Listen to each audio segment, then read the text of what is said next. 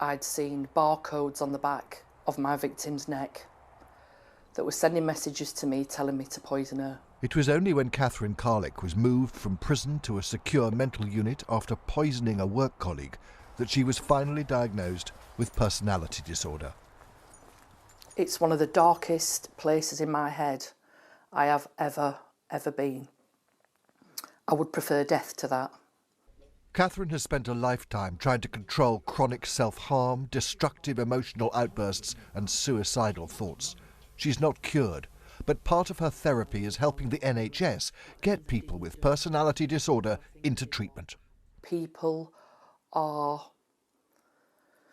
waiting months and months and months for treatment, and these people are dying waiting, Mark. Because they killed themselves? It's happened to a lot of my friends, I'm afraid. So what is personality disorder? It's a distinct mental health diagnosis with two common types. Borderline or emotionally unstable personality disorder often involves disturbed ways of thinking, impulsive behaviour and problems controlling emotions. 10% of people diagnosed kill themselves. Antisocial personality disorder is similar but linked to anger and aggression. Around 70% of the prison population are thought to have PD. A decade ago, mental health campaigners were trying to convince many in authority that personality disorder existed. Even now, some psychiatrists question whether it is a mental illness. But there has been a big change, with official NHS guidance on what treatment the estimated 3 million people with the disorder should now get. Sometimes it might be appropriate for you to act in a way that kind of says... This treatment group in Swindon agreed to let us witness the way therapy helps them deal with problematic thinking and behaviour, often linked to some past emotional trauma.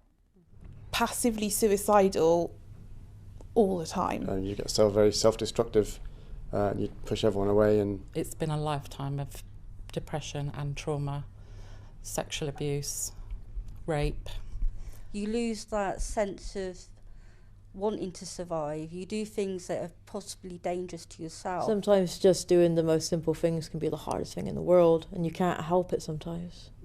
Unfortunately, people with personality disorder, what hits the headlines is often violent behaviour. They see them as bad people. Absolutely, as bad people, and that then adds to the problem of most people aren't offered the treatment that they may need. They are, I think, the most let down group of people within the NHS. Today in the Houses of Parliament, campaigners and health professionals launched what they called a consensus statement, demanding far more help for people with PD. NHS England says getting people the help they need close to home is at the heart of their plans. We need early intervention, asking people when they're younger, what's happened to you? How can we help you, and giving them some tools and skills to help them manage their lives and manage their emotions and relationships. Come on. Like Catherine and others diagnosed with it, personality disorder doesn't conform to traditional labels. It causes untold misery and contributes to countless tragic early deaths.